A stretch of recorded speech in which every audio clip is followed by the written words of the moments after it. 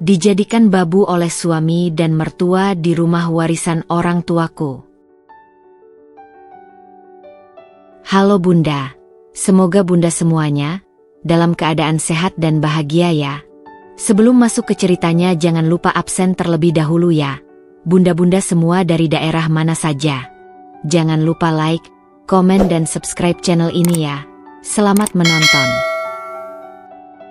Aku selalu bermimpi tentang pernikahan yang bahagia. Sebuah rumah tangga yang penuh dengan cinta, saling menghormati, dan membangun kehidupan bersama. Ketika Mas Hamdi melamarku, aku berpikir bahwa dialah pria yang akan mewujudkan semua impian itu. Dia tampak dewasa, bertanggung jawab, dan penuh perhatian. Di hadapan keluarga, dia berjanji akan selalu menjagaku, mencintaiku, dan membahagiakanku. Aku percaya. Aku ingin percaya. Rumah ini, rumah peninggalan orang tuaku, menjadi tempat kami memulai kehidupan baru sebagai suami istri. Aku begitu bangga dan bersyukur bisa berbagi tempat ini dengannya. Rumah ini bukan hanya bangunan dengan tembok dan atap, tetapi juga penuh dengan kenangan masa kecilku, tawa ayah dan ibu yang kini telah tiada. Aku berharap, bersama Mas Hamdi, rumah ini akan kembali dipenuhi dengan kebahagiaan, bukan hanya bagiku, tetapi juga untuk keluarga kecil kami kelak. Awal pernikahan kami terasa begitu indah. Mas Hamdi masih sering mengajakku berbicara, bercanda, dan merencanakan masa depan. Kami berdua memiliki harapan yang besar, ingin membangun rumah tangga yang harmonis. Setiap malam, kami berbincang panjang, berbagi cerita tentang impian-impian kami. Aku begitu yakin bahwa aku telah memilih orang yang tepat untuk mendampingiku seumur hidup. Namun, kebahagiaan itu tidak berlangsung lama. Tidak lama setelah pernikahan, Mas Hamdi meminta izin agar ibunya, Bu Yati, bisa tinggal bersama kami. Kasihan ibu kalau sendirian di rumah, katanya dengan suara lembut. Aku tahu, sebagai istri, aku harus menghormati ibu mertua. Aku juga tahu bahwa Mas Hamdi adalah anak satu-satunya, jadi wajar jika dia ingin merawat ibunya. Maka, dengan hati yang lapang, aku menerima kehadiran Bu Yati di rumah ini. Aku mengira, dengan niat baikku, hidup kami akan tetap berjalan harmonis. Aku berpikir bahwa kehadiran ibu mertua hanya akan menambah kebahagiaan, seperti seorang ibu yang memberikan nasihat dan kasih sayang kepada menantunya. Aku berusaha bersikap baik, menyambutnya dengan senyum, dan memperlakukan beliau dengan hormat. Aku ingin menjadi istri yang baik, menantu yang baik. Tetapi aku tidak tahu bahwa keputusanku menerima Bu Yati akan menjadi awal dari penderitaanku. Hari demi hari, aku mulai merasakan perubahan di rumah ini. Bukan perubahan yang indah, melainkan sesuatu yang perlahan-lahan mencengkeram kebebasanku. Aku mulai merasa bahwa rumah ini bukan lagi milikku, meskipun namaku yang tertera di sertifikatnya. Kehadiran Bu Yati membawa suasana yang berbeda, dan aku mulai kehilangan kendali atas kehidupanku sendiri. Namun, aku masih mencoba berpikir positif. Aku masih mencoba menenangkan hati dengan meyakinkan diri sendiri bahwa semua ini hanya butuh waktu untuk beradaptasi. Aku masih berharap bahwa Mas Hamdi akan selalu berada di pihakku, bahwa dia tidak akan berubah. Aku tidak ingin buru-buru menilai. Aku tidak ingin menjadi istri yang cepat mengeluh. Aku ingin percaya bahwa aku bisa melewati ini, bahwa aku akan tetap bahagia bersama suamiku. Saat pertama kali Bu Yati datang untuk tinggal bersama kami, aku menyambutnya dengan tangan terbuka. Aku ingin menjadi menantu yang baik, menghormati dan merawatnya seperti ibu kandungku sendiri. Aku mengira, sebagai seorang ibu, dia akan memperlakukan menantunya dengan kasih sayang seperti anak sendiri. Aku ingin percaya bahwa kami akan hidup rukun, saling membantu, dan menciptakan suasana keluarga yang hangat. Hari pertama, semuanya tampak baik-baik saja. Bu Yati datang dengan membawa beberapa koper berisi pakaian dan barang-barang pribadinya. Aku sudah menyiapkan kamar khusus untuknya di salah satu ruangan terbaik di rumah ini. Terima kasih ya, "Endah, kamu memang menantu yang baik," katanya dengan senyum yang saat itu tampak tulus. Aku lega, merasa sudah melakukan hal yang benar. Namun, perlahan-lahan, aku mulai menyadari bahwa Bu Yati bukan hanya ingin menumpang tinggal. Dia ingin menguasai rumah ini. Aku tidak keberatan ketika dia mulai memberikan saran tentang bagaimana cara mengatur perabotan. "Kalau lemari ini dipindah ke sana, pasti lebih bagus," katanya sambil menunjuk sudut ruangan. Aku mengikuti saran itu dengan senang hati. Aku masih berpikir bahwa dia hanya ingin membuat rumah ini lebih nyaman. Tapi lama-kelamaan, dia mulai mengubah segala hal sesuai keinginannya tanpa pernah bertanya pendapatku. "Sofa ini harusnya diganti, warnanya terlalu gelap. Jangan pakai taplak meja ini, motifnya jelek. Dinda, mulai sekarang masakan jangan terlalu pedas, ibu nggak suka." Aku diam dan menurut. Aku masih mencoba memahami bahwa dia hanya ingin menyesuaikan diri. Aku tidak ingin mencari masalah, jadi aku mengikuti semua permintaannya. Tapi semakin hari, semakin terasa bahwa aku bukan lagi pemilik rumah ini. Aku hanyalah seorang tamu di rumahku sendiri. Masalah semakin besar ketika dia mulai ikut campur dalam urusan rumah tangga kami. Aku sering merasa seperti seorang anak kecil yang terus-menerus diawasi dan dikritik. Saat aku sedang memasak, dia berdiri di sampingku, memperhatikan setiap gerak-gerikku. "Jangan begitu, Dinda. Masak sayur lodeh itu bumbunya harus lebih banyak, biar gurih." Jika aku melakukan sesuatu yang tidak sesuai dengan standarnya, dia akan langsung mengomel panjang lebar. Setiap kali aku dan Mas Hamdi berbicara, dia selalu ikut menyela. Jika aku ingin mengajak suamiku berdiskusi tentang sesuatu, dia selalu ada di sana, mendengarkan, dan seringkali mengarahkan Mas Hamdi untuk mengambil keputusan yang berpihak padanya. Aku mulai merasa terpinggirkan. Aku ingin berbicara dengan suamiku tanpa ada orang ketiga, tapi itu hampir mustahil.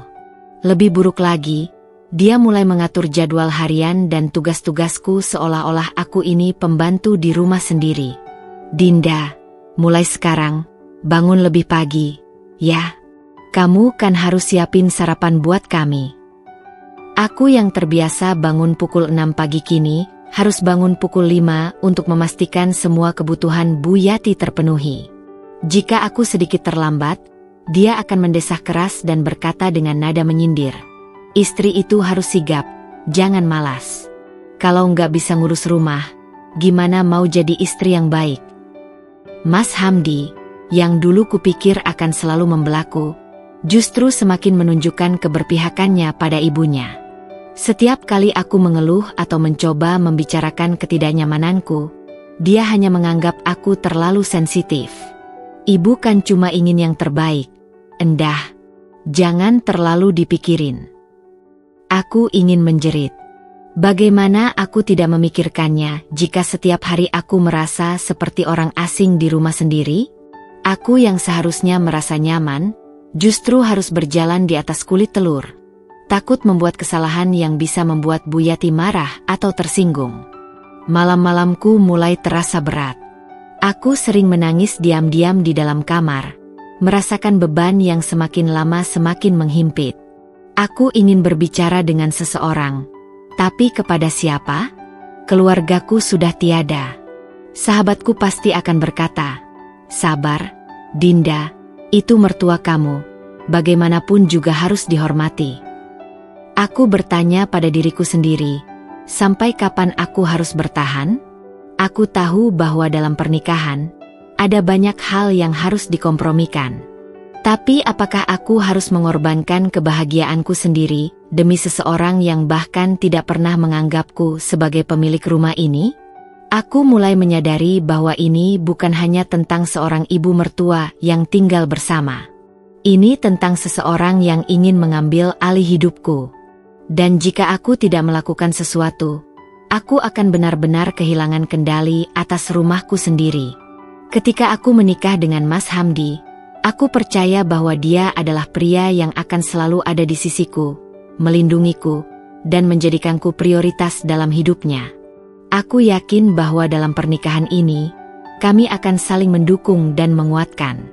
Aku tidak pernah membayangkan bahwa orang yang dulu begitu penuh perhatian kini berubah menjadi sosok yang begitu jauh. Seolah-olah aku hanya bayangan di dalam rumah kami sendiri. Pada awalnya, aku masih bisa merasakan kasih sayangnya. Meskipun kehadiran Bu Yati mulai menciptakan batasan di antara kami, aku masih merasa bahwa Mas Hamdi adalah tempatku bersandar. Setiap malam, kami masih berbincang meski tak sepanjang dulu.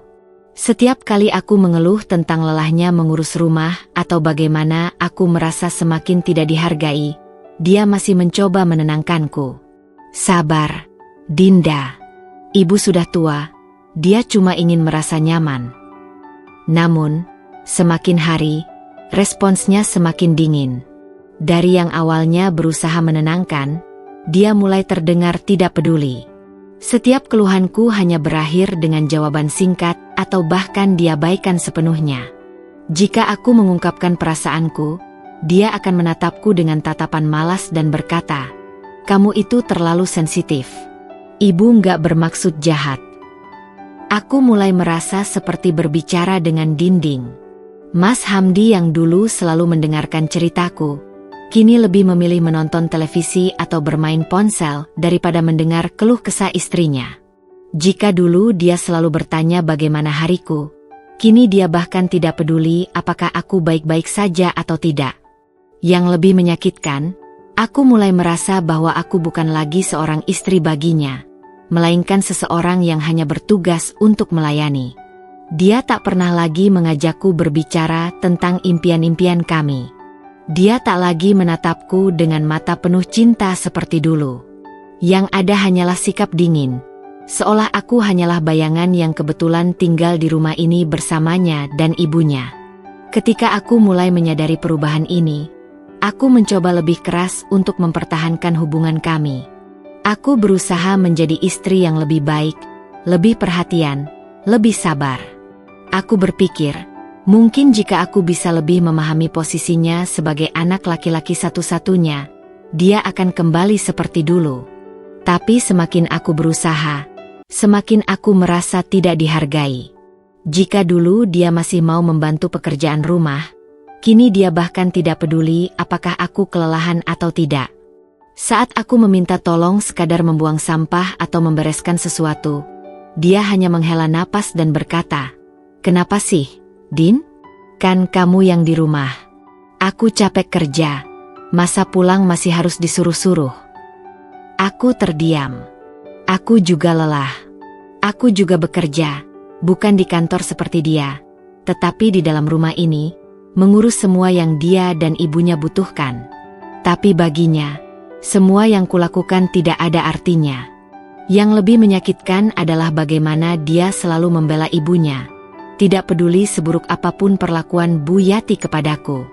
Jika ibunya menyindirku atau bahkan menyuruhku dengan nada kasar, dan aku berani membalas meskipun dengan kata-kata yang masih sopan, Mas Hamdi akan langsung memasang wajah kesal. "Kamu kok jadi istri nggak tahu diri sih? Endah? Ibu itu orang tua kita. Loh? Kamu harus lebih menghormati dia." Aku ingin berteriak. Aku ingin memberitahunya bahwa aku sudah mencoba menghormati Bu Yati, lebih dari yang seharusnya. Tapi aku juga manusia. Aku juga butuh dihargai. Aku ingin suamiku melihat bahwa aku adalah istrinya, bukan sekadar pelayan ibunya. Aku mulai merasa bahwa kehadiranku di rumah ini sama sekali tidak penting. Jika aku sedang sakit, dia tidak pernah menanyakan keadaanku. Jika aku sedang sedih, dia tidak pernah bertanya apa yang menggangguku. Bahkan jika aku tidak berbicara dengannya seharian, dia seolah tidak peduli. Aku mulai bertanya-tanya, apakah ini pria yang dulu berjanji akan selalu menjagaku? Kemana Mas Hamdi yang dulu selalu menggenggam tanganku setiap kali aku merasa sedih?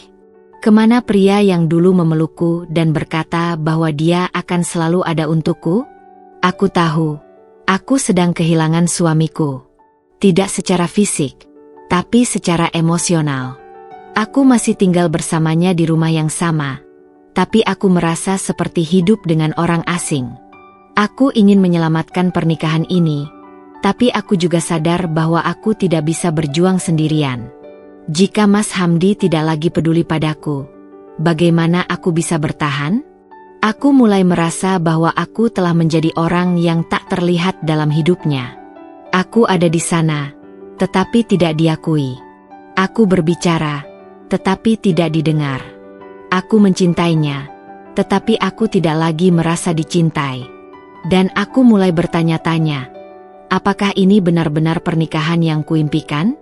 Atau hanya sebuah ilusi yang kini mulai runtuh? Hari-hariku dipenuhi dengan perintah, sindiran, dan tatapan meremehkan dari Bu Yati. Jika aku sedikit saja melakukan sesuatu yang tidak sesuai dengan keinginannya, dia akan langsung menggerutu dengan nada menyindir. Istri zaman sekarang itu manja. Ya, dulu saya waktu seumuran kamu, semua kerjaan rumah bisa saya selesaikan sendiri, nggak pakai ngeluh. Katanya suatu hari saat aku terlihat lelah setelah seharian mengurus rumah. Aku hanya diam. Aku tahu, membalas perkataan Bu Yati hanya akan membuat masalah bertambah besar. Jika aku berani menyuarakan pendapatku, maka Mas Hamdi akan langsung membelanya. Aku sudah lelah harus berdebat setiap hari, jadi lebih baik aku diam dan menahan semuanya sendirian. Tapi semakin aku diam, semakin mereka memperlakukanku seperti pembantu di rumahku sendiri. Aku yang harus bangun paling pagi, memasak sarapan untuk mereka, membereskan rumah, mencuci baju, bahkan memastikan bahwa segala kebutuhan mereka terpenuhi. Jika aku sedikit saja lambat, Bu Yati akan langsung mengeluh kepada Mas Hamdi. Hamdi, lihat istrimu ini. Masa ibumu harus nunggu sarapan lama? Istri macam apa dia? Mas Hamdi yang dulu kupikir akan membelaku, hanya mengangguk dan menatapku dengan tatapan kecewa. Dinda, kamu tuh harus lebih perhatian sama ibu. Dia udah tua. Masa sih kamu nggak bisa sedikit lebih sigap? Aku ingin menangis. Aku ingin berteriak di hadapan suamiku, ingin mengatakan bahwa aku sudah melakukan segalanya, bahwa aku sudah berusaha sekuat tenaga untuk menjadi istri yang baik dan menantu yang patuh. Tapi untuk apa? Aku tahu bahwa kata-kataku hanya akan diabaikan. Aku tahu bahwa tidak peduli seberapa keras aku mencoba, aku tetap akan diperlakukan seperti orang asing di rumahku sendiri. Saat aku sakit pun, mereka tidak peduli. Pernah suatu hari aku demam tinggi. Tubuhku terasa begitu lemas hingga aku nyaris tidak bisa bangun dari tempat tidur. Aku berharap Mas Hamdi akan menemaniku, atau setidaknya menanyakan keadaanku. Tapi yang terjadi justru sebaliknya. Endah, bangun. Ibu butuh teh hangat, kata Mas Hamdi dengan nada datar saat melihatku masih terbaring di tempat tidur. Aku menatapnya dengan mata nanar. Mas, aku lagi sakit. Suaraku nyaris tidak terdengar. Tapi dia hanya menghela napas panjang dan berkata, ya udah, kalau nggak bisa bangun, bilang aja dari tadi. Aku bikinin teh buat ibu. Tanpa menanyakan apakah aku butuh sesuatu, tanpa menawarkan untuk membawakan obat atau sekadar segelas air, dia keluar dari kamar dan membiarkanku sendirian. Aku menutup mata, membiarkan air mata mengalir tanpa suara. Di saat-saat seperti itu, aku mulai bertanya pada diriku sendiri, apakah ini hidup yang harus kuterima? Apakah ini pernikahan yang layak untuk kupertahankan? Jika aku terus bertahan, apakah aku masih bisa menemukan kebahagiaan?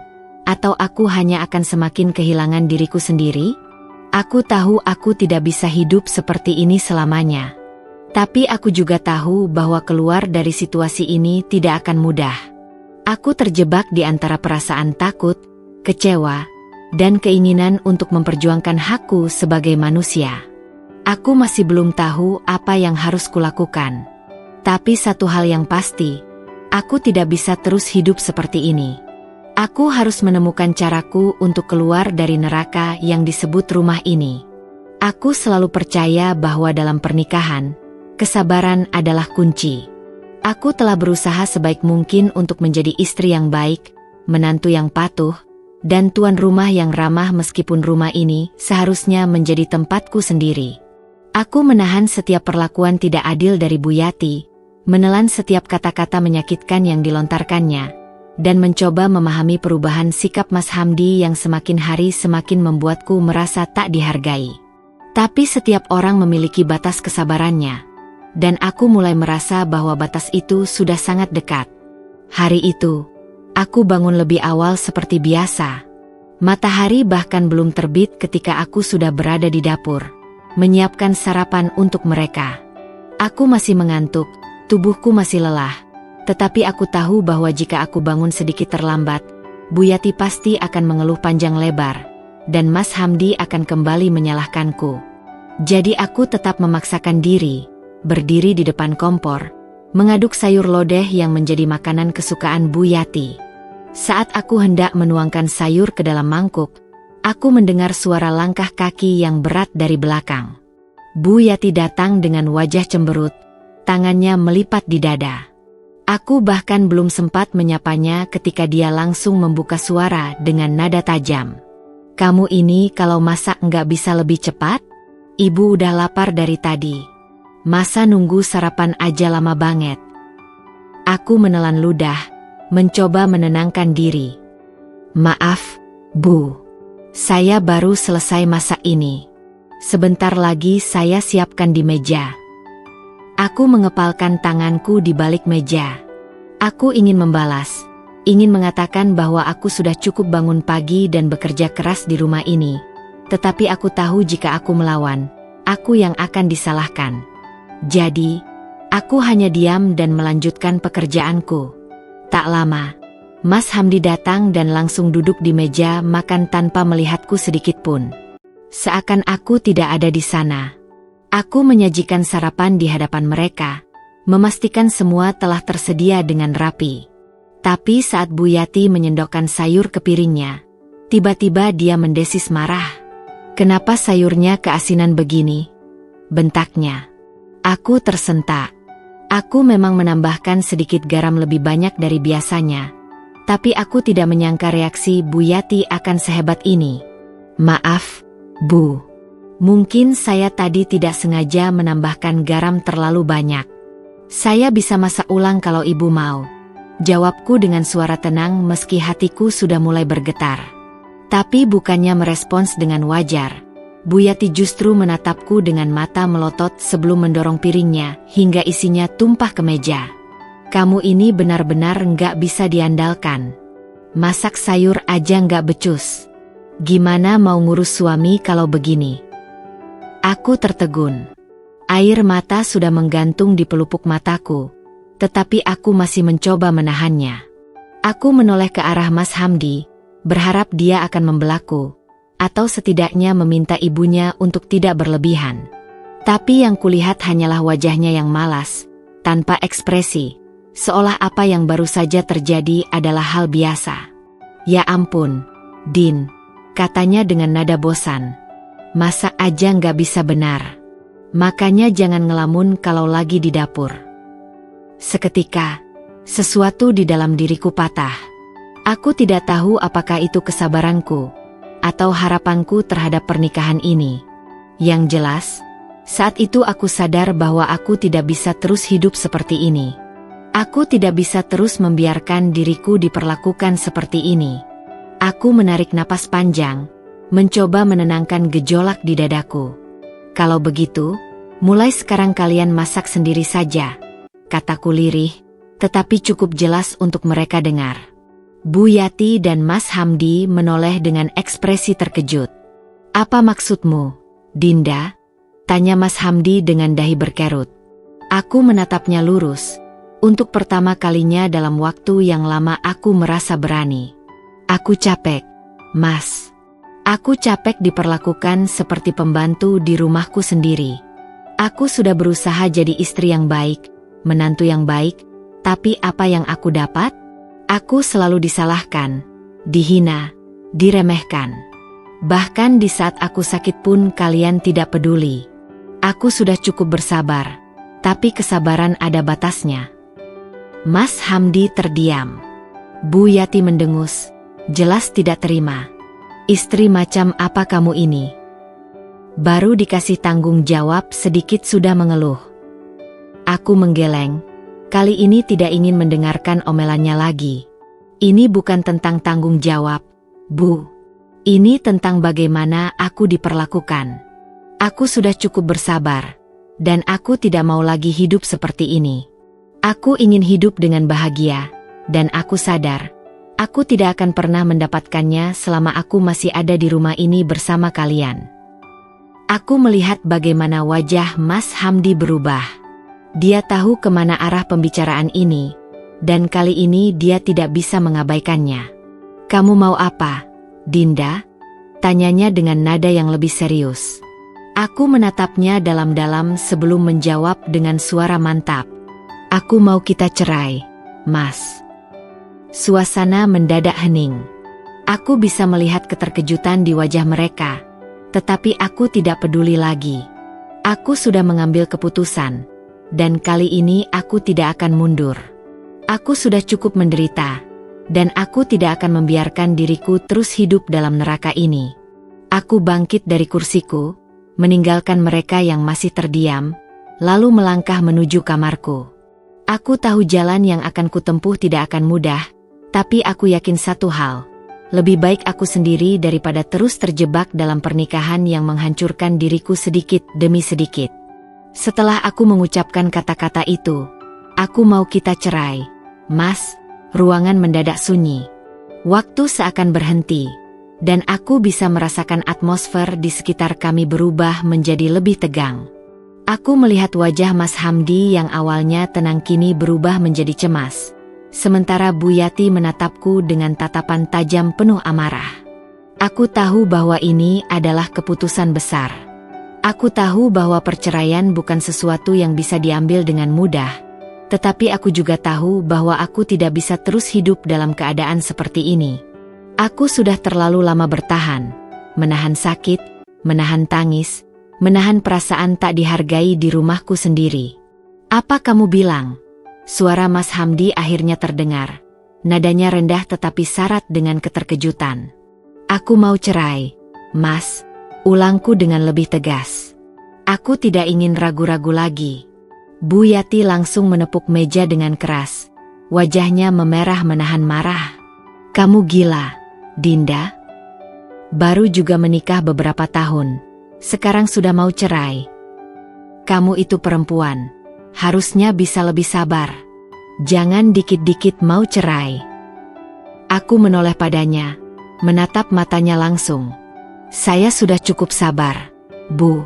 Selama ini saya sudah berusaha keras untuk bertahan, untuk mengerti posisi ibu sebagai orang tua dan istri yang baik untuk suami saya.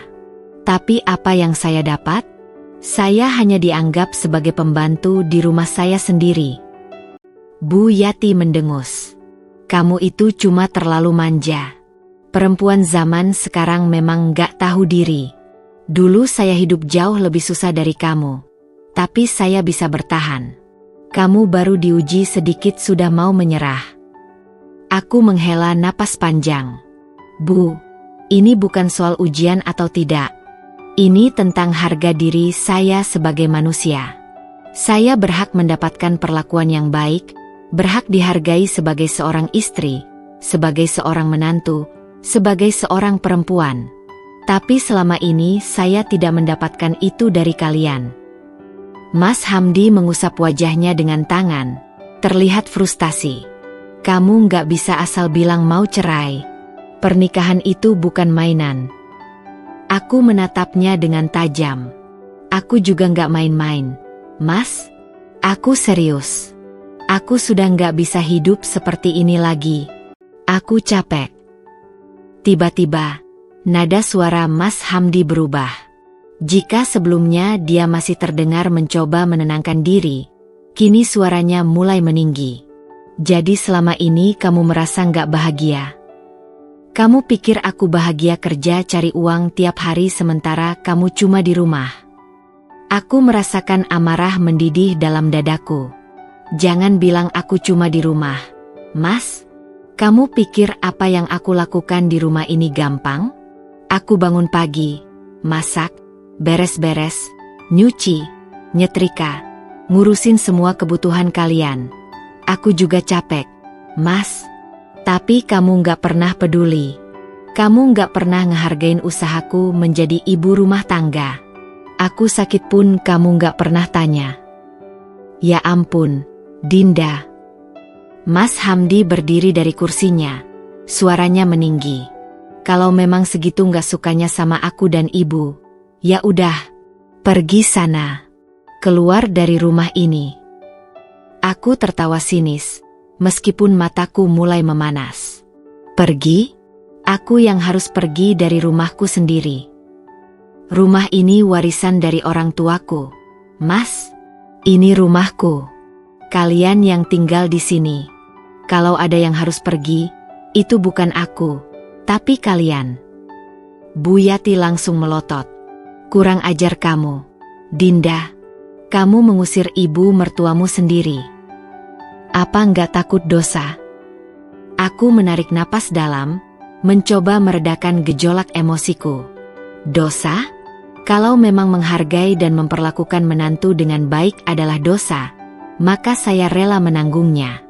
Tapi yang saya tahu, saya tidak pantas diperlakukan seperti ini di rumah saya sendiri. Mas Hamdi terdiam. Aku tahu dia tidak menyangka aku akan berkata seperti itu. Selama ini aku selalu mengalah, selalu menelan semua perlakuan mereka dengan diam. Tapi hari ini aku tidak akan tinggal diam lagi. Aku kasih waktu seminggu. Lanjutku dengan suara mantap. Aku mau kalian keluar dari rumah ini. Aku nggak mau lagi hidup dalam neraka yang kalian ciptakan buatku. Bu Yati ternganga, seolah tidak percaya dengan apa yang baru saja kudengar. Sementara itu, Mas Hamdi mengepalkan tangannya di samping tubuhnya, tampak marah sekaligus bingung. Kamu keterlaluan, Dinda. Aku tersenyum miris. Keterlaluan? Aku rasa keterlaluan itu adalah bagaimana kamu memperlakukan aku selama ini, Mas. Aku sudah cukup sabar, dan aku sudah cukup terluka. Sekarang, aku hanya ingin bebas dari rasa sakit ini.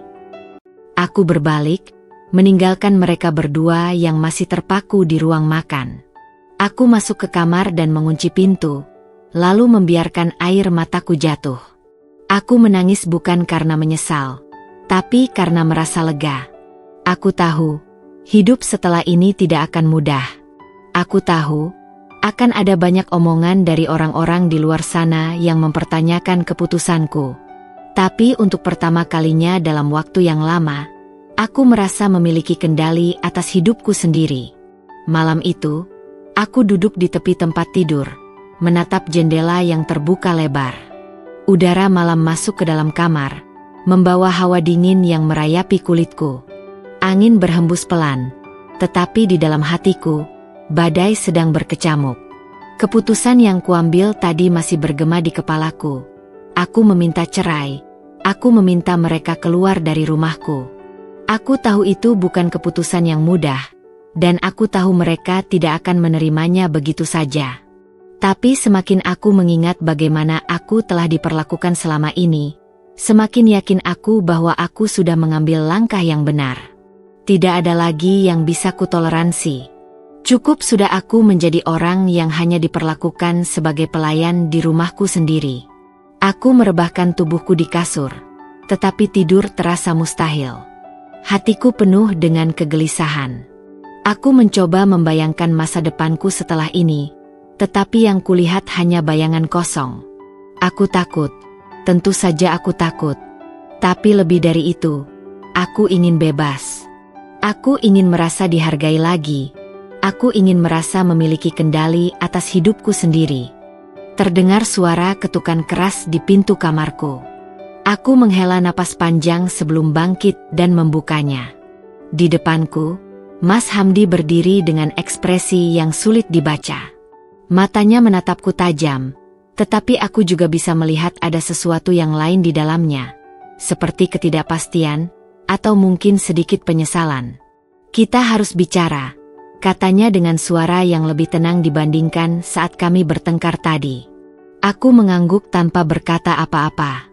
Aku melangkah mundur, membiarkan dia masuk. Dia menutup pintu di belakangnya dan berdiri di tengah kamar. Sementara aku duduk kembali di tepi tempat tidur, menunggunya berbicara. "Dinda, apa kamu benar-benar mau melakukan ini?" tanyanya pelan. "Apa nggak bisa kita pikirin lagi baik-baik?" Aku mengangkat wajahku, menatapnya langsung. "Aku sudah memikirkan ini baik-baik, Mas. Aku sudah cukup lama bertahan. Sudah cukup lama berharap bahwa semuanya akan membaik. Tapi nyatanya, semakin lama aku di sini, semakin aku merasa kehilangan diriku sendiri." Mas Hamdi menghela napas, mengusap wajahnya. "Kamu tahu sendiri kalau watak ibu memang begitu. Aku juga sadar kalau aku juga sering gak peka. Tapi ini rumah tangga, Din. Wajar ada masalah. Kamu gak bisa langsung nyerah begitu aja." Aku tersenyum miris. "Mas, aku gak nyerah begitu aja. Aku sudah bertahun-tahun bertahan. Aku sudah mencoba memahami Mas, mencoba memahami ibu. Tapi apa ada yang pernah mencoba memahami aku? Aku sudah berusaha sebaik mungkin, tapi aku tetap dianggap tidak cukup baik. Aku tidak butuh rumah tangga yang hanya menyuruhku bertahan tanpa memberi kebahagiaan. Aku butuh rumah tangga di mana aku dihargai, dihormati, dan dicintai dengan baik. Dan aku sadar, aku nggak akan pernah mendapatkan itu di sini." Mas Hamdi terdiam. Aku bisa melihat otot-otot di rahangnya menegang, seolah dia ingin membantah, tetapi kata-kata itu tertahan di tenggorokannya. "Lalu sekarang mau bagaimana?" tanyanya akhirnya. Suaranya terdengar lebih datar. Aku menelan ludah. "Aku tetap ingin cerai, Mas. Aku tetap ingin kalian pergi dari rumah ini." Mata Mas Hamdi menatapku tajam, penuh kemarahan yang dia coba tahan. "Kamu benar-benar tega." "Ya," katanya dingin. "Aku ini suamimu, Din. Dan kamu mau membuang aku begitu saja?" Aku menggeleng, mencoba menahan air mata yang mulai menggenang di sudut mataku. "Aku tidak membuangmu, Mas. Aku hanya memilih untuk tidak lagi hidup dalam penderitaan." Tawa sinis keluar dari bibir Mas Hamdi. "Jadi selama ini kamu merasa menderita menikah denganku?" Aku menatapnya dengan mata berkaca-kaca. "Iya, Mas. Aku merasa menderita." Dia terdiam lagi. Aku bisa melihat sesuatu berubah di dalam dirinya, tetapi aku tidak tahu apa itu. Mungkin dia kecewa, mungkin dia marah, atau mungkin dia akhirnya menyadari sesuatu yang selama ini dia abaikan. "Baik," katanya akhirnya, suaranya dingin. "Kalau itu maumu, kita lihat saja bagaimana nanti." Lalu dia berbalik dan keluar dari kamar, membanting pintu di belakangnya. Aku terisak pelan, menutupi wajahku dengan kedua tangan. Aku tahu ini tidak akan mudah. Aku tahu dia tidak akan menerima keputusanku begitu saja. Tapi aku juga tahu, untuk pertama kalinya dalam hidupku, aku telah memilih diriku sendiri. Dan aku tidak akan mundur. Sejak malam itu, suasana di rumah semakin dingin. Aku bisa merasakan ketegangan menggantung di udara, seperti awan mendung yang siap menumpahkan hujan deras. Tidak ada lagi suara obrolan atau tawa. Tidak ada lagi basa-basi yang biasanya kulakukan demi menjaga suasana tetap damai. Aku dan Mas Hamdi seperti dua orang asing yang tinggal di bawah atap yang sama. Sementara Bu Yati masih belum mau menerima kenyataan bahwa aku benar-benar ingin mengakhiri pernikahan ini. Aku mulai mengurus berkas-berkas perceraian tanpa memberitahu mereka. Aku tahu, jika aku mengatakannya lebih awal, mereka hanya akan semakin menyulitkan langkahku. Aku sudah melihat banyak perempuan yang ingin bercerai tetapi akhirnya mundur karena tekanan dari suami atau keluarga. Aku tidak mau menjadi salah satu dari mereka. Aku ingin bebas, dan aku ingin mendapatkan hakku kembali. Setiap pagi, aku masih bangun lebih awal. Tetapi kali ini bukan untuk memasak atau menyiapkan sarapan bagi mereka. Aku bangun untuk diriku sendiri, melakukan hal-hal kecil yang selama ini kulupakan. seperti menikmati secangkir teh sambil duduk di teras, atau sekadar mendengarkan musik yang kusuka tanpa perlu khawatir ada yang mengomeliku. Untuk pertama kalinya dalam waktu yang lama, aku mulai merasa bahwa aku memiliki hidupku kembali. Namun, ketenangan kecil yang kuciptakan itu tidak berlangsung lama. Suatu pagi, saat aku sedang bersiap untuk pergi ke kantor pengacara yang akan membantuku mengurus perceraian, Bu Yati datang ke kamarku tanpa mengetuk. Aku yang sedang berdiri di depan cermin, terkejut saat melihat bayangannya di refleksi kaca. "Kamu mau kemana pagi-pagi begini?" tanyanya tajam, matanya meneliti penampilanku dari ujung kepala hingga kaki. Aku menarik napas, mencoba menahan diri agar tidak terpancing emosi. "Saya ada urusan, Bu," jawabku singkat. Bu Yati mendengus, melipat tangannya di dada. "Urusan apa? Jangan-jangan kamu mau ke pengadilan buat urus cerai?" Aku menoleh, menatapnya dengan tatapan yang tak lagi gentar. "Kalau iya, kenapa, Bu?" Wajah Bu Yati langsung memerah. Jelas tidak menyangka aku akan mengakui hal itu dengan begitu terang-terangan. "Kamu ini perempuan gak tahu diri. Setelah semua yang kami berikan untukmu, sekarang kamu mau meninggalkan suamimu begitu saja?" Aku tertawa kecil, meskipun tidak ada kebahagiaan di dalamnya. "Semua yang kalian berikan? Bu, selama ini saya yang memberikan segalanya. Saya yang mengurus rumah ini, saya yang mengurus kalian, dan saya yang selalu berusaha menjaga pernikahan ini tetap utuh meskipun saya diperlakukan seperti babu di rumah saya sendiri. Dan sekarang, ketika saya memilih untuk tidak lagi menderita, ibu malah bilang saya nggak tahu diri." Bu Yati melangkah mendekat, suaranya mulai meninggi. "Kamu pikir setelah cerai hidupmu bakal lebih baik? Kamu pikir kamu bisa hidup sendiri tanpa suami? Perempuan sepertimu itu butuh laki-laki. Jangan mimpi bisa bahagia tanpa seorang suami." Aku menatapnya dengan mata yang penuh keteguhan.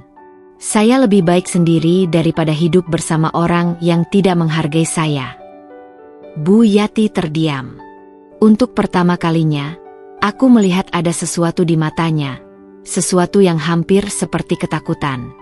Mungkin dia sadar bahwa aku benar-benar serius, bahwa kali ini aku tidak akan bisa ditaklukkan dengan ancaman atau cemoohan. Hari-hari setelah pengumuman keputusanku menjadi mimpi buruk. Aku sudah menduga bahwa Mas Hamdi dan Bu Yati tidak akan menerimanya dengan mudah, tapi aku tidak pernah menyangka mereka akan bertindak sekejam ini. Setiap hari, mereka menciptakan suasana rumah yang semakin mencekik. Mas Hamdi, yang sebelumnya masih mencoba berbicara denganku dengan nada lembut, kini berubah menjadi pria yang penuh amarah. Dia pulang lebih malam dari biasanya, sering dalam keadaan mabuk, lalu membanting barang-barang di rumah seolah ingin menunjukkan kekuasaannya. Aku tidak peduli lagi. Aku hanya melihatnya sebagai orang asing yang kebetulan masih berada di bawah atap yang sama denganku, dan itu hanya sementara. Bu Yati lebih buruk lagi. Setiap pagi, saat aku baru saja bangun, dia sudah duduk di ruang tamu dengan ekspresi wajah yang penuh kebencian. Setiap kali aku melewatinya, dia selalu melontarkan kata-kata yang menyakitkan. "Perempuan seperti kamu ini pasti akan sengsara setelah cerai," katanya suatu pagi saat aku hendak pergi ke kantor pengacara. "Kamu pikir laki-laki lain mau sama janda kayak kamu?" Aku berhenti di depan pintu, menatapnya tanpa ekspresi. Dulu, kata-kata seperti itu mungkin akan melukaiku, akan membuatku mempertanyakan keputusanku. Tapi sekarang, aku tidak peduli. Aku sudah melalui neraka dalam pernikahan ini, dan tidak ada yang lebih buruk daripada itu. Saya lebih baik jadi janda daripada tetap jadi istri yang tidak dihargai, jawabku dengan tenang sebelum melangkah keluar. Aku bisa mendengar Bu Yati menggerutu di belakangku, tetapi aku tidak lagi mendengarkan. Aku sudah cukup lama menjadi korban mereka. Kali ini, aku akan memperjuangkan diriku sendiri. Namun, semakin aku berusaha menjaga ketenanganku, semakin besar pula usaha mereka untuk membuatku menyerah. Malam itu, Mas Hamdi pulang dalam keadaan mabuk berat. Aku yang sedang membaca buku di kamar langsung tersentak ketika mendengar suara bentakan keras dari ruang tamu. "Dinda, keluar kamu." Aku menghela napas. Aku tidak ingin menghadapi drama ini, tapi aku juga tahu bahwa jika aku tidak keluar, dia hanya akan semakin mengamuk. Dengan berat hati, aku membuka pintu kamar dan berjalan ke ruang tamu, di mana Mas Hamdi sudah berdiri dengan tubuh yang sedikit oleng. Sementara Bu Yati duduk di sofa dengan ekspresi puas, seolah menikmati pertunjukan yang sedang berlangsung. "Apalagi, Mas?" tanyaku lelah. Mas Hamdi tertawa sinis, matanya merah dan penuh kemarahan. "Apalagi? Aku cuma mau tanya lagi, kamu yakin mau cerai sama aku?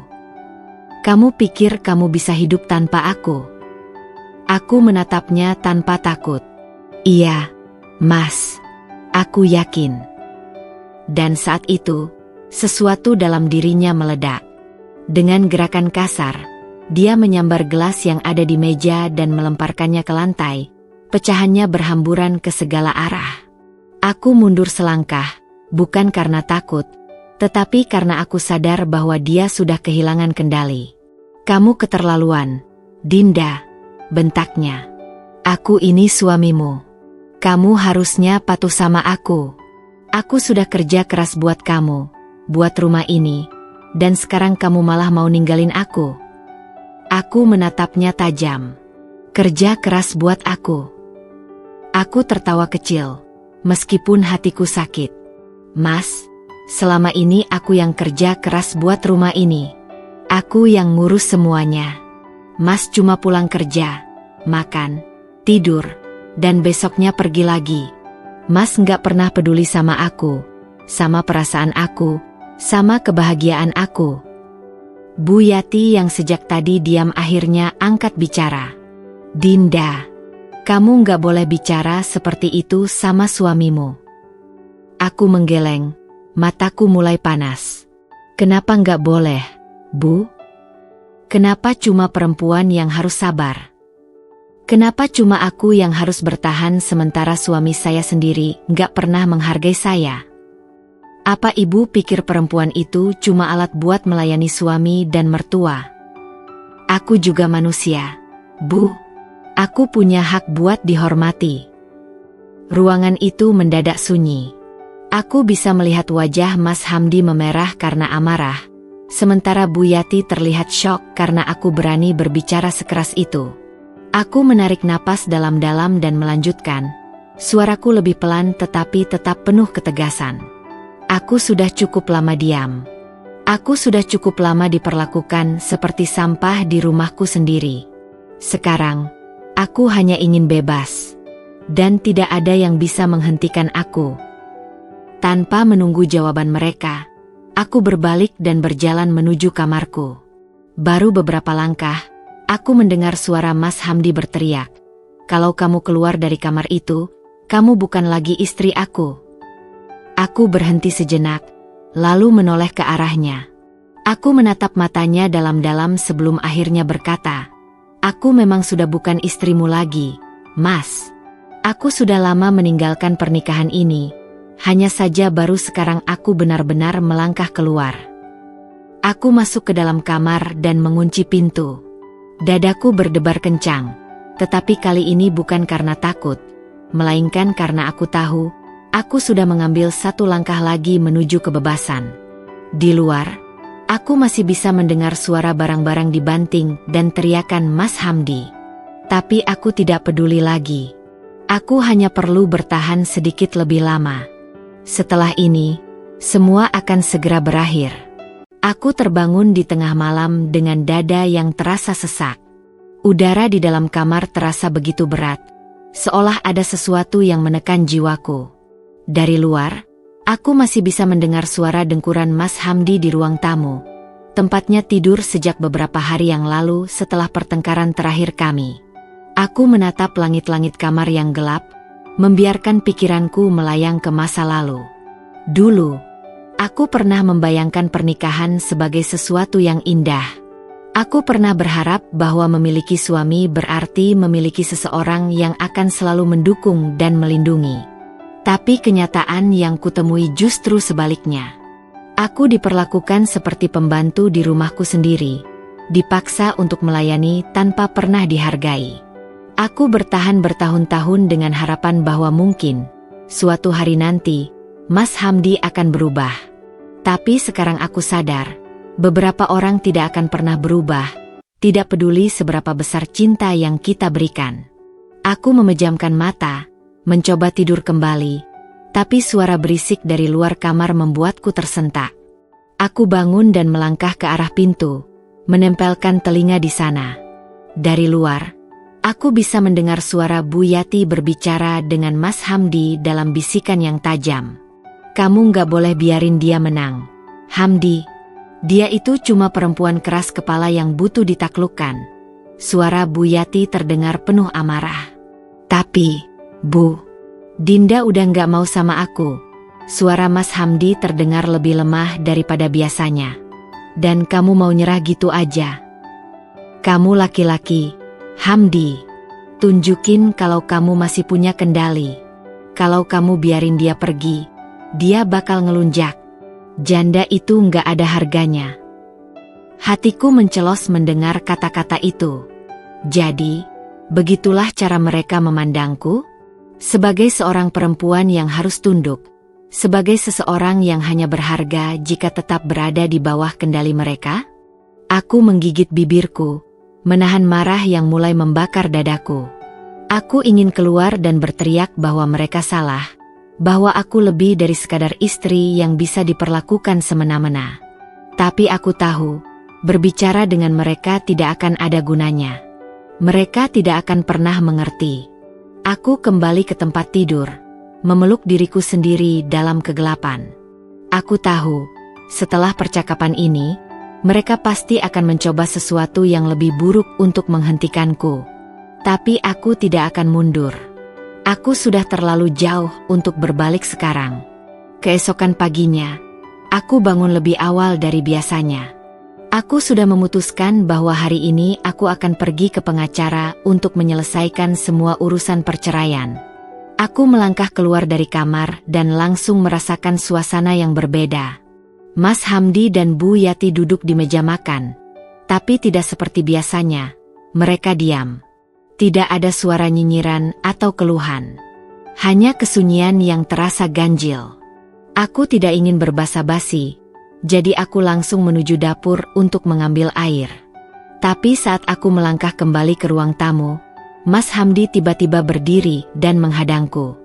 Kita harus bicara, katanya dengan suara berat. Aku menatapnya tanpa ekspresi. Aku nggak punya apa-apa lagi yang perlu dibicarakan, Mas. Tolong, suaranya terdengar lebih pelan, seperti memohon. Sekali ini aja, dengerin aku. Aku menghela napas panjang. Aku tahu ini mungkin hanya permainan lain yang mereka lakukan untuk mengulur waktu, tapi aku memutuskan untuk mendengarnya. Aku tahu aku salah, katanya, menatapku dengan mata yang sedikit bengkak.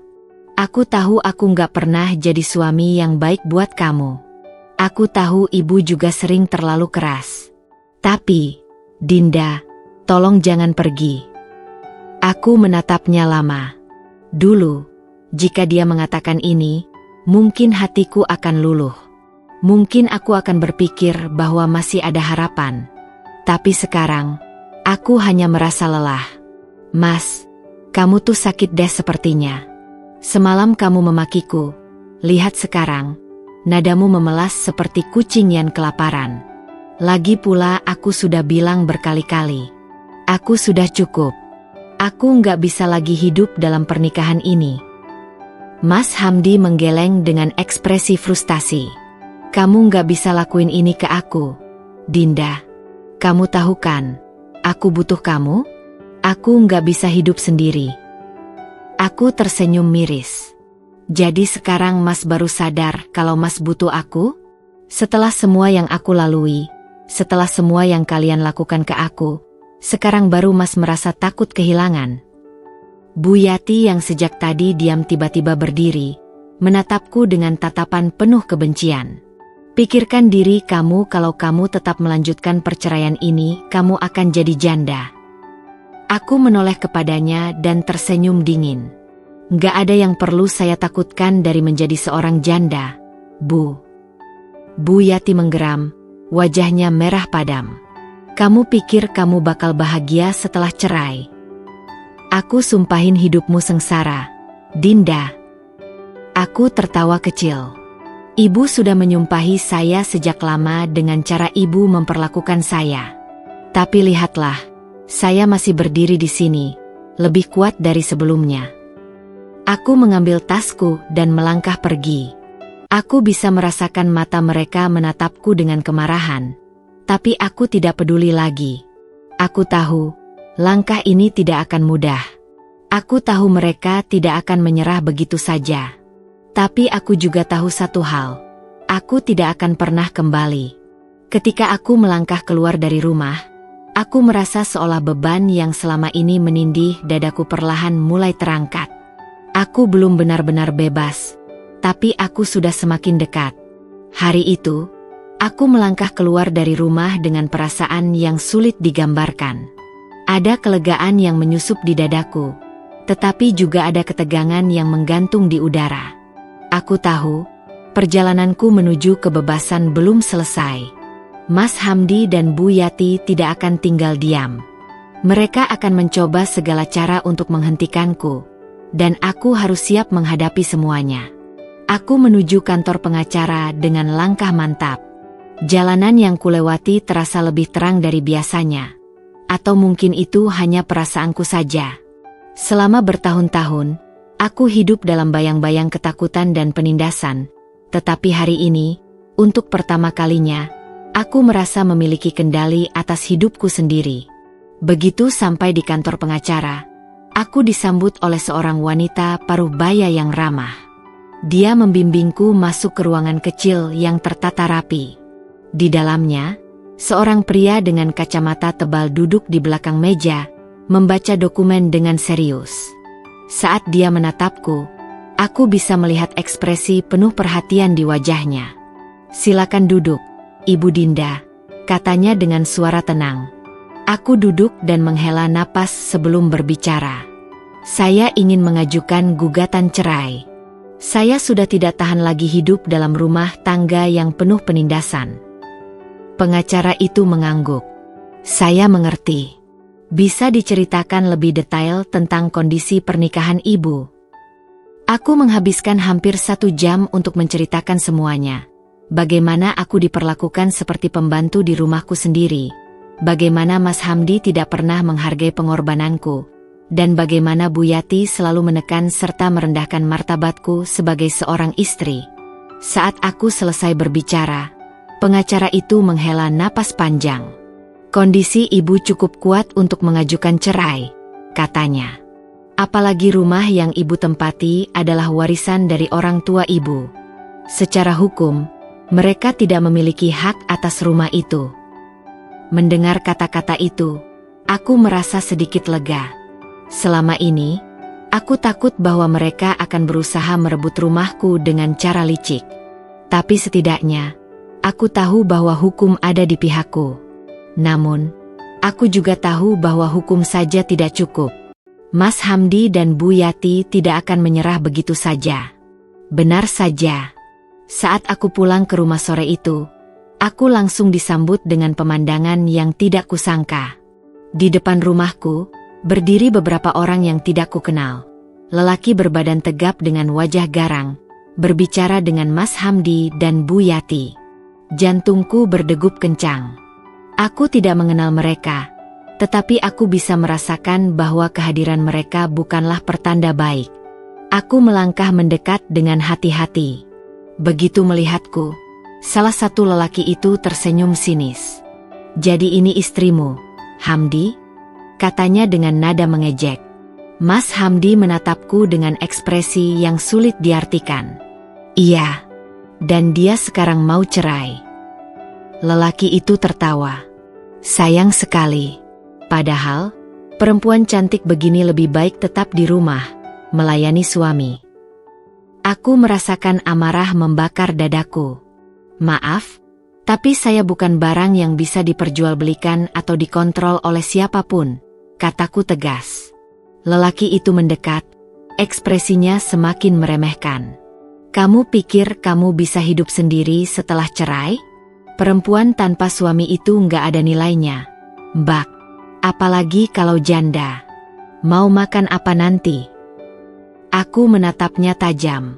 Saya lebih baik hidup sendiri daripada hidup bersama orang yang tidak menghargai saya.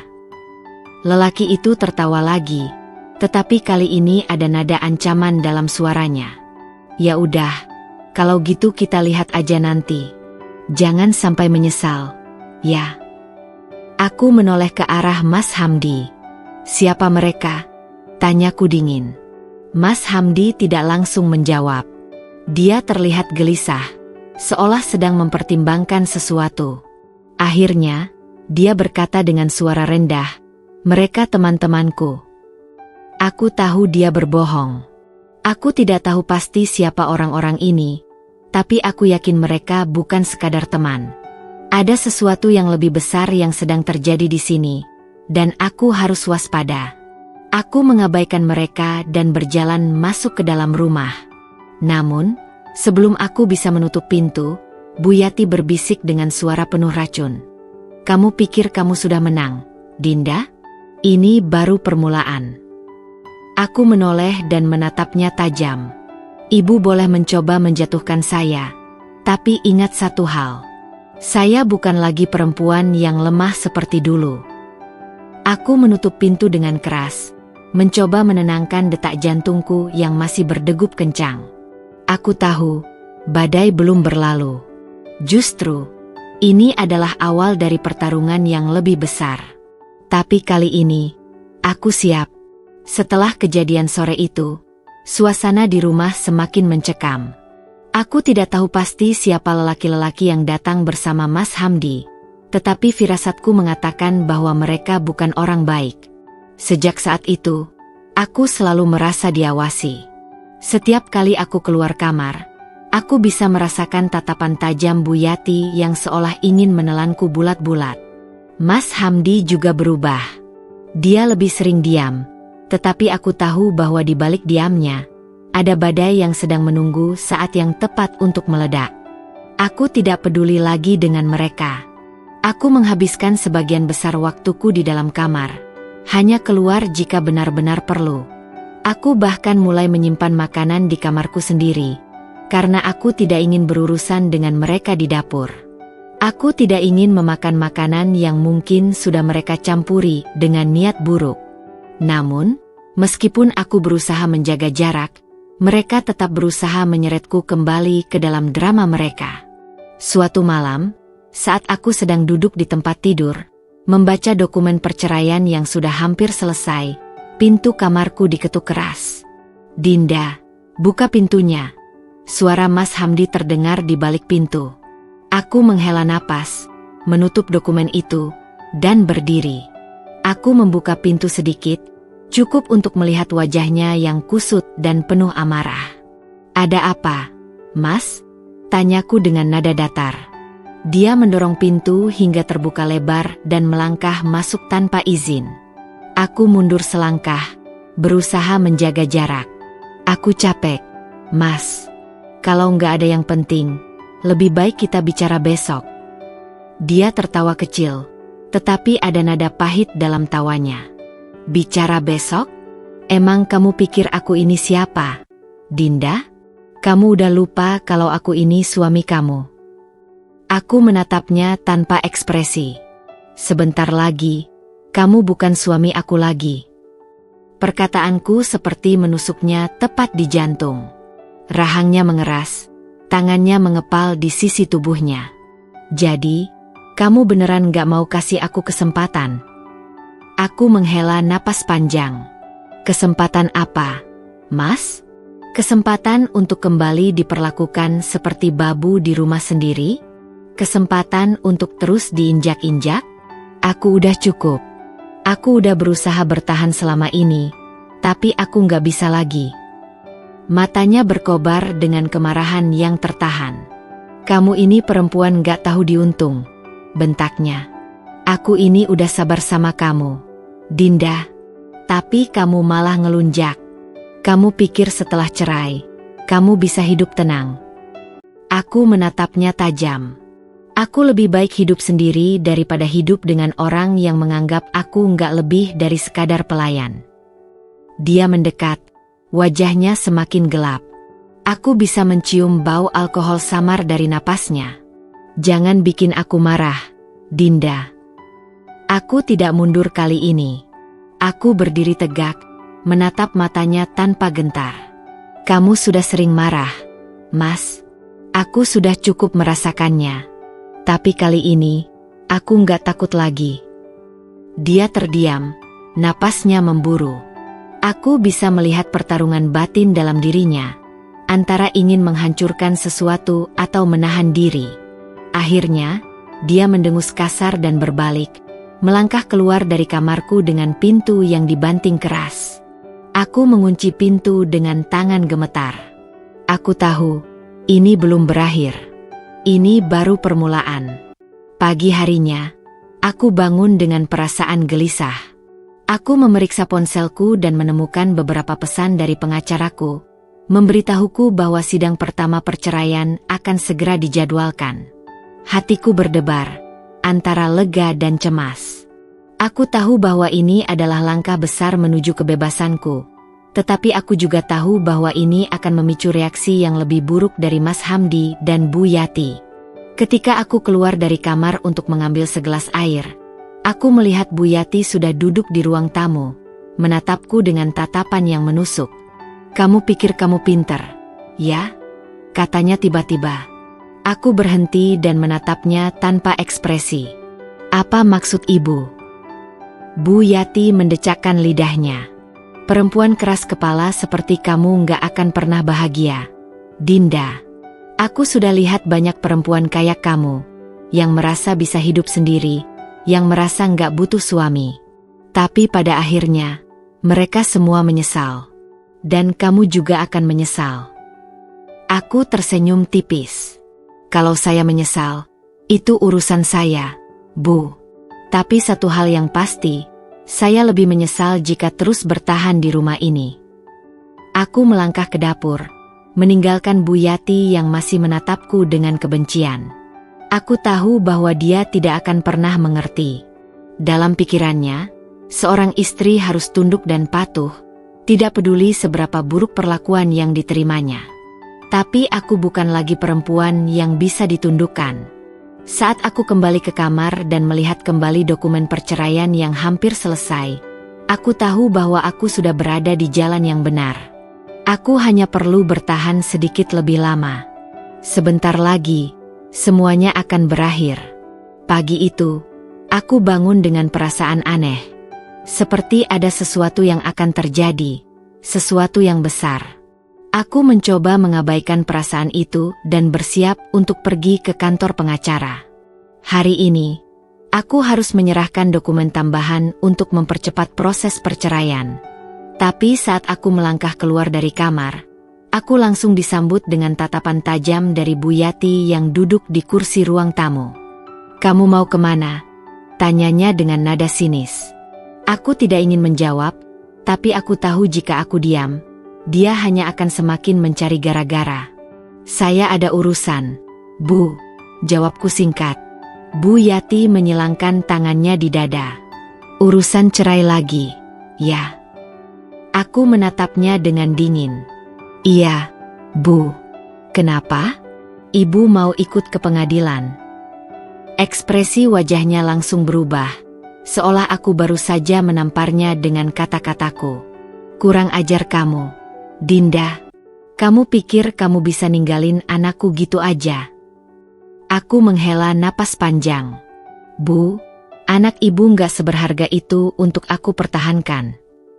Aku mencoba berjalan melewatinya, tapi tiba-tiba, Mas Hamdi muncul dari luar rumah. Dia berdiri di ambang pintu dengan tatapan yang lebih gelap dari biasanya. "Kamu nggak akan pergi kemana-mana, Dinda," katanya pelan, tetapi ada ancaman di balik kata-katanya. Aku berhenti, menatapnya dengan waspada. "Apa maksudmu, Mas?" Dia melangkah lebih dekat. "Aku nggak akan biarin kamu ninggalin aku. Aku udah bilang ke kamu berkali-kali, kita bisa perbaiki ini." Aku tertawa kecil, tapi bukan karena lucu. "Perbaiki? Mas, ini bukan sesuatu yang bisa diperbaiki. Saya sudah muak. Saya sudah selesai dengan semua ini." Mas Hamdi tiba-tiba meraih tanganku dengan kasar. Aku terkejut dan berusaha menarik tanganku, tapi cengkeramannya terlalu kuat. "Lepasin, Mas," aku berteriak. "Tidak, kamu nggak akan ninggalin aku." Suaranya penuh emosi. Bu Yati berdiri dan mendekati kami. "Hamdi, jangan biarin dia menang. Dia itu perempuan pembangkang. Kalau kamu biarin dia pergi, dia bakal ngelunjak. Perempuan macam dia harus dikasih pelajaran." Aku merasa jantungku berdebar kencang. "Kalian mau apa? Mau menyakitiku?" Mas Hamdi tidak menjawab, tapi matanya menunjukkan sesuatu yang membuatku semakin takut. Aku tahu bahwa dia berada di ambang batasnya. Dia tidak bisa menerima kenyataan bahwa aku akan meninggalkannya. Dan sekarang, dia siap melakukan apapun untuk menghentikanku. Aku harus melakukan sesuatu. Dengan sekuat tenaga, aku menginjak kakinya dan menyikut perutnya.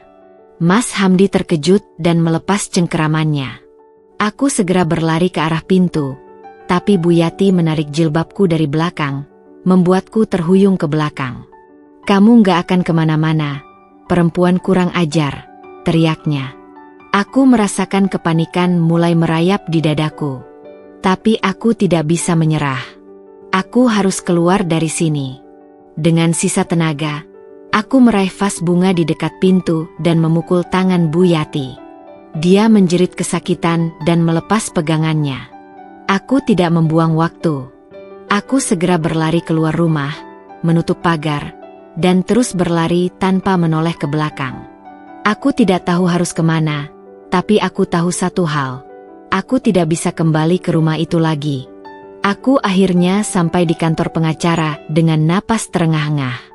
Pengacaraku, Pak Daryatmo, menatapku dengan khawatir. "Ibu Dinda, ada apa? Anda terlihat ketakutan." Aku duduk di kursi, mencoba menenangkan diri sebelum akhirnya berkata, "Mas Hamdi dan Bu Yati mencoba menahanku. Mereka tidak ingin aku pergi." Pak Daryatmo mengangguk pelan. "Saya sudah menduga ini akan terjadi. Kasus seperti ini sering terjadi, terutama jika suami merasa kehilangan kendali." Aku menggenggam tanganku erat-erat. "Saya nggak bisa kembali ke rumah itu, Pak. Saya takut mereka akan melakukan sesuatu yang lebih buruk." Pengacaraku berpikir sejenak sebelum akhirnya berkata, "Saya bisa mengajukan perlindungan hukum untuk Anda. Jika mereka mencoba mengganggu Anda lagi, mereka bisa dikenakan tindakan hukum." Aku merasa sedikit lega. "Terima kasih, Pak. Saya hanya ingin hidup tenang." Pak Daryatmo tersenyum kecil. "Anda sudah mengambil langkah besar, Ibu Dinda. Bertahanlah sedikit lagi. Keadilan ada di pihak Anda." Aku mengangguk. Aku tahu bahwa ini belum berakhir, tapi aku juga tahu bahwa aku tidak sendirian. Aku memiliki hukum di pihakku, dan aku memiliki kekuatan untuk melawan. Sekarang, aku hanya perlu bersiap untuk babak terakhir dari pertarungan ini. Malam itu, aku menginap di rumah seorang teman. Aku tahu aku tidak bisa kembali ke rumahku sendiri, setidaknya sampai semuanya selesai. Sejak keluar dari rumah itu tadi siang, aku merasa seperti buronan yang sedang dikejar-kejar. Aku terus melihat ke belakang, takut jika Mas Hamdi atau Bu Yati mengirim seseorang untuk mengikutiku. Rasa waspada ini membuatku sulit tidur. Aku hanya bisa berbaring di atas kasur, menatap langit-langit dengan berbagai pikiran yang berkecamuk di kepalaku. "Besok kamu mau kemana, Din?" tanya temanku, Rina, yang dengan baik hati memberiku tempat menginap. Aku menghela napas panjang. Ke kantor pengacara lagi. Aku harus memastikan bahwa perlindungan hukum untukku segera diproses. Aku nggak mau ambil risiko. Mas Hamdi dan Bu Yati sudah menunjukkan kalau mereka bisa melakukan apapun untuk menahanku. Rina mengangguk, lalu duduk di sampingku. Aku nggak habis pikir. Din, itu rumah kamu, tapi kamu yang harus lari. Seharusnya mereka yang pergi, bukan kamu. Aku menoleh padanya dengan senyum miris. Mereka nggak akan pergi begitu saja. Mereka merasa berhak atas rumah itu. Mas Hamdi pikir karena dia suamiku, dia punya hak tinggal di sana. Dan Bu Yati? Dia pikir dia ratu di rumah itu. Rina mengepalkan tangannya. Tapi kamu punya bukti kalau rumah itu milikmu. Kalau perlu, kamu bisa usir mereka pakai hukum. Aku menatap langit-langit lagi. Itulah yang akan aku lakukan. Aku nggak akan lari terus. Aku akan melawan. Pagi harinya, aku berangkat lebih awal ke kantor pengacara. Aku ingin menyelesaikan semuanya secepat mungkin. Aku tidak mau memberi kesempatan kepada Mas Hamdi dan Bu Yati untuk membuat masalah baru. Begitu aku tiba, Pak Daryatmo sudah menungguku di ruangannya. Dia menyambutku dengan anggukan tenang, lalu menyodorkan beberapa dokumen. Ini adalah surat perlindungan hukum yang bisa kita ajukan ke pengadilan. Jika disetujui, suami Anda dan ibu mertuanya tidak boleh mendekati Anda dalam jarak tertentu. Jika mereka melanggar, mereka bisa dikenakan sanksi hukum. Aku mengambil dokumen itu dan membacanya dengan seksama. Hatiku berdebar-debar. Ini berarti aku benar-benar bisa bebas dari mereka. Aku bisa mendapatkan kembali hidupku tanpa harus selalu merasa terancam. Selain itu, lanjut Pak Daryatmo, kami juga bisa mengajukan gugatan agar mereka keluar dari rumah Anda. Karena rumah itu adalah milik Anda, mereka tidak memiliki hak hukum untuk tinggal di sana tanpa izin Anda. Aku menatapnya dengan mata berbinar. Jadi, aku bisa mengambil kembali rumahku. Pak Daryatmo tersenyum. Ya, ini hanya soal waktu. Untuk pertama kalinya sejak semua ini dimulai, aku merasa ada harapan. Aku merasa bahwa aku bisa menang. Namun, seperti yang sudah kuduga, Mas Hamdi dan Bu Yati tidak akan menyerah begitu saja. Saat aku pulang ke rumah Rina sore itu, aku mendapat telepon dari nomor tak dikenal. Awalnya aku ragu untuk mengangkatnya, tapi akhirnya aku melakukannya.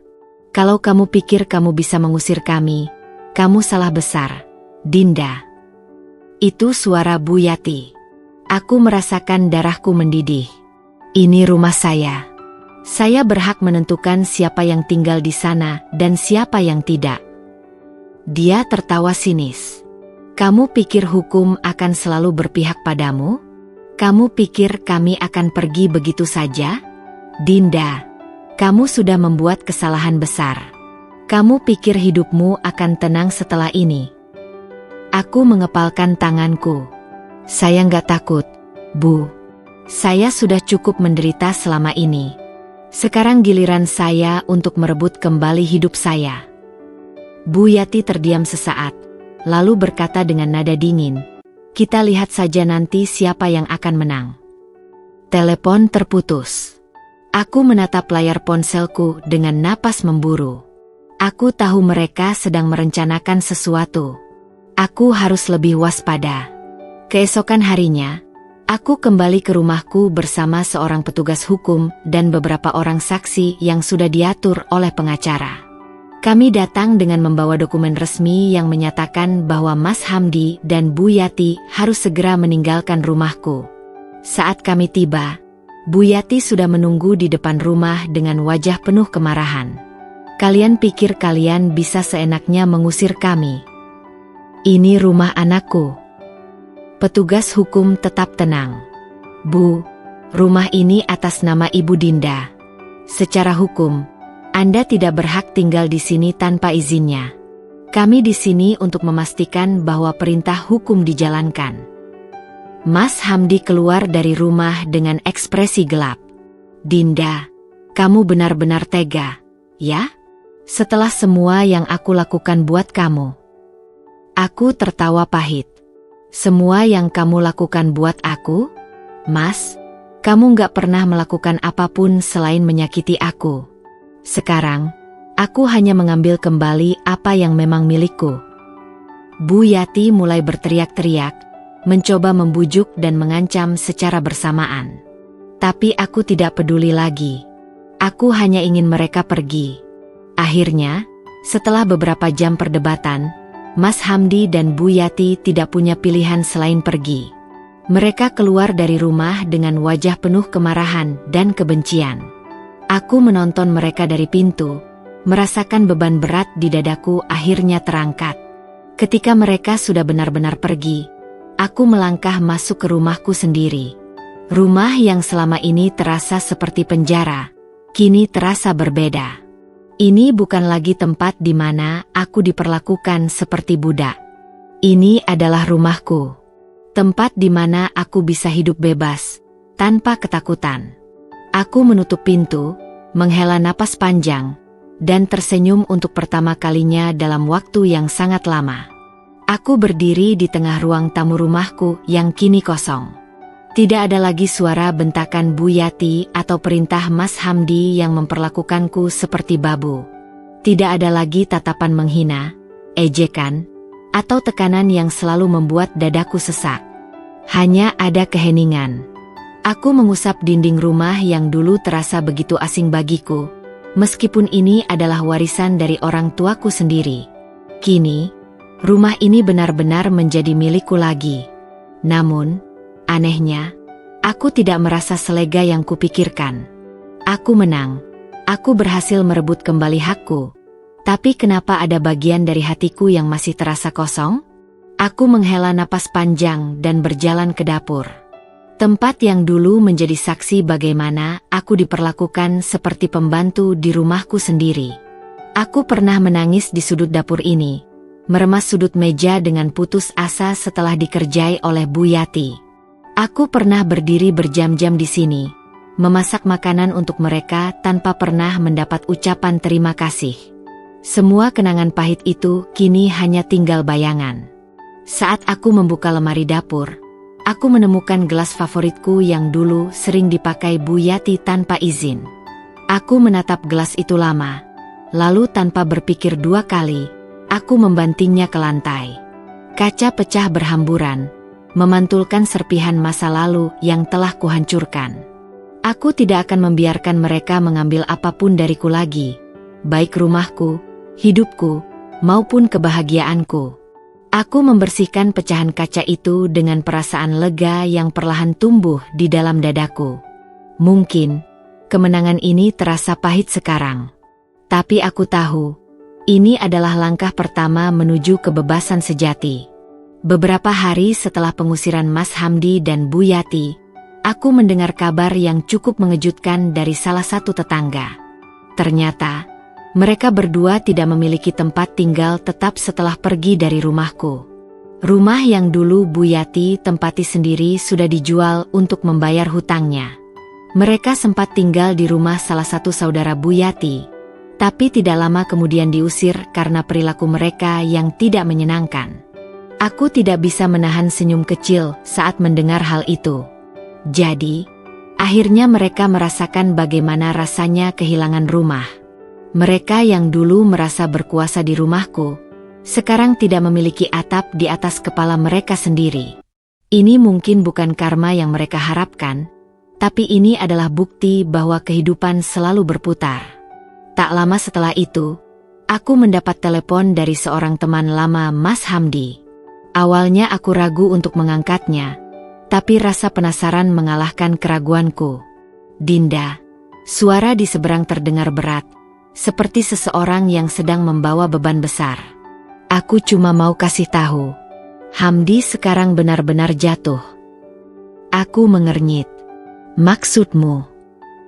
Setelah kalian cerai dan dia diusir dari rumah saudaranya, dia stres hingga berdampak pada pekerjaannya.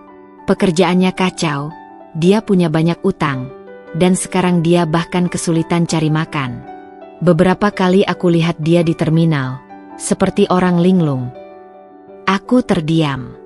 Aku tidak tahu bagaimana harus merespons informasi ini. Aku seharusnya merasa puas, bukan? Bukankah ini yang disebut karma? Tapi mengapa aku malah merasa kosong? Aku menarik napas dalam-dalam. Aku nggak bisa berbuat apa-apa. Dia sendiri yang memilih jalan hidupnya. Teman itu menghela napas. Aku tahu. Aku hanya berpikir kamu ingin tahu. Aku mengucapkan terima kasih sebelum menutup telepon. Aku duduk di kursi dekat jendela, menatap langit sore yang perlahan berubah warna.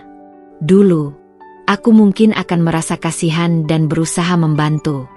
Tapi sekarang, aku sadar bahwa aku tidak bertanggung jawab atas nasib Mas Hamdi. Dia membuat keputusannya sendiri, dan inilah hasilnya. Aku tidak perlu lagi memikirkan dia. Aku tidak perlu lagi memikirkan Bu Yati. Hidupku adalah milikku sekarang. Sore itu, aku berjalan ke halaman belakang dan duduk di bangku taman kecil yang jarang kugunakan selama bertahun-tahun. Aku menarik napas panjang, menikmati udara segar yang terasa lebih ringan tanpa kehadiran mereka di rumah ini. Aku memejamkan mata sejenak, membiarkan sinar matahari menyentuh wajahku. Aku akhirnya bebas. Aku akhirnya bisa hidup tanpa tekanan, tanpa ketakutan, tanpa merasa tidak dihargai. Hari ini, aku duduk di ruang tamu rumahku yang telah kutata ulang. Aku menyingkirkan semua perabotan dan barang-barang yang mengingatkanku pada masa-masa kelam bersama Mas Hamdi dan Bu Yati. Karpet lama yang penuh kenangan pahit sudah kuganti dengan yang baru. Tirai yang pernah digunakan Bu Yati untuk menutup jendela agar aku tidak terlalu banyak melamun, kini telah kubuka lebar-lebar, membiarkan sinar matahari masuk dan menerangi sudut-sudut rumahku. Aku menghela napas dalam-dalam, menikmati keheningan yang damai. Ini adalah rumahku. Tempat di mana aku bisa hidup dengan tenang, tanpa perlu takut akan bentakan atau hinaan. Aku tidak perlu bangun pagi-pagi hanya untuk menyeduh kopi dengan takaran yang harus sempurna agar tidak mendapat omelan. Aku tidak perlu lagi memasak dan membersihkan rumah sementara dua orang yang tidak tahu berterima kasih duduk santai menonton TV. Tidak ada lagi perasaan terjebak di dalam hidup yang bukan milikku. Namun, meskipun kebebasan ini terasa luar biasa, ada bagian kecil dalam diriku yang bertanya-tanya, apa selanjutnya? Aku sudah memenangkan pertarungan ini, tapi bagaimana aku akan menjalani hidupku ke depan? Beberapa minggu setelah perceraian dan pengusiran Mas Hamdi dan Bu Yati, aku mulai membangun kembali kehidupanku. Aku kembali bekerja dengan lebih serius, fokus pada pengembangan diri, dan bahkan mulai melakukan hal-hal yang dulu aku sukai tapi terpaksa kutinggalkan. Aku mulai menulis lagi, sesuatu yang selalu menjadi passionku sebelum aku terjebak dalam pernikahan yang penuh penderitaan. Suatu hari, aku duduk di kafe favoritku sambil mengetik di laptop, menuliskan kisah perjalananku. Aku tidak pernah membayangkan bahwa kisah hidupku sendiri akan menjadi bahan tulisan yang begitu menginspirasi. Tapi semakin aku menulis, semakin aku menyadari betapa kuatnya diriku. Aku bertahan dalam hubungan yang merugikanku, melawan mereka yang mencoba menjatuhkanku, dan akhirnya keluar sebagai pemenang. Tiba-tiba, sebuah pesan masuk di ponselku. Aku mengernyit saat melihat nama pengirimnya. Seorang kenalan lama yang masih tinggal di kampungku. Dinda, aku baru dengar soal Bu Yati. Dia sakit keras dan sekarang tidak punya siapa-siapa yang merawatnya. Setelah diusir dari beberapa tempat, dia akhirnya tinggal di rumah sewaan kecil di pinggiran kota. Hamdi juga sudah tidak bisa diandalkan. Aku dengar dia menghilang entah kemana. Aku menatap layar ponselku cukup lama, meresapi kata-kata itu. Bu Yati, yang dulu begitu berkuasa di rumahku, kini tidak memiliki siapa-siapa. Dulu, dia memandang rendah aku, menganggapku tidak lebih dari pelayan di rumahku sendiri. Sekarang, dia justru menjadi orang yang ditinggalkan, terlupakan oleh semua orang, termasuk anak yang selalu dibelanya. Aku menutup mataku dan menarik napas panjang. Aku tahu aku bisa mengunjungi Bu Yati jika aku mau. Aku bisa datang, melihat keadaannya, dan mungkin bahkan menawarkan bantuan. Tapi aku juga tahu, itu bukan tanggung jawabku lagi. Aku tidak memiliki dendam terhadapnya. Aku tidak merasa puas melihat penderitaannya. Aku hanya merasa kosong. Seperti semua ini adalah bagian dari perjalanan hidup yang memang harus terjadi. Aku akhirnya menutup pesan itu tanpa membalas. Aku memilih untuk melanjutkan tulisanku. Beberapa bulan kemudian, aku duduk di teras rumahku sambil menikmati secangkir teh hangat. Angin sore berhembus lembut, membawa aroma bunga yang kutanam di halaman. Aku tersenyum kecil, menyadari betapa tenangnya hidupku sekarang. Aku tidak lagi dihantui oleh masa lalu. Aku tidak lagi memikirkan Mas Hamdi atau Bu Yati. Aku tidak ingin tahu bagaimana nasib mereka. Apakah mereka bertahan atau semakin terpuruk? Aku telah melepaskan semuanya. Sekarang, hidupku adalah milikku sepenuhnya. Aku bisa melakukan apa yang kusuka, mengejar impianku, dan menciptakan kebahagiaan yang tidak bergantung pada siapapun. Aku menyesap tehku pelan, menikmati setiap detiknya. Ini adalah kebebasan yang sesungguhnya. Dan aku berjanji pada diriku sendiri, aku tidak akan pernah membiarkan siapapun mengambilnya dariku lagi.